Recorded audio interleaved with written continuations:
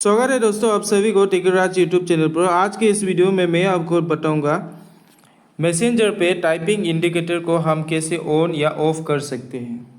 Video को and तक जरूर देखिएगा और यदि आप हमारे चैनल पर नए हैं तो चैनल को सब्सक्राइब करके बेल आइकन को ज़रूर दबाइएगा। चलिए वीडियो को शुरू करते हैं। दोस्तों पहले तो आपको क्या करना है, मैसेंजर को ओपन कर लेना है।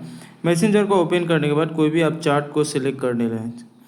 आपका चार्ट को सिलेक्ट करने के बाद आपको क्या करना है, राइट पे यहाँ पे आई वाला बटन दिखाई दे रहा है, उस पर क्लिक करना है। क्लिक करने के बाद आपको स्क्रॉल डाउन करके नीचे आना है।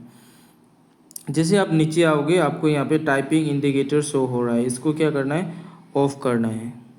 इसको ऑफ करेंगे तो क्या होगा, जब आप मैसेज टाइप करोगे तो अगले वाला बंदे को या अगले वाला फ्रेंड को, अपना दोस्त को जब आप टाइप करोगे तो आपको वहाँ पे शो नहीं होगा, टाइपिंग आप टाइपिंग कर रहे हो बोल के वहाँ पे शो नहीं होगा। तो ऐसे करके हम अपना टाइपिंग को ऑफ कर सकते हैं। दोस्तों उम्मीद करता हूँ ये वीडियो आपको अच्छा लगा होगा। Thank you for watching.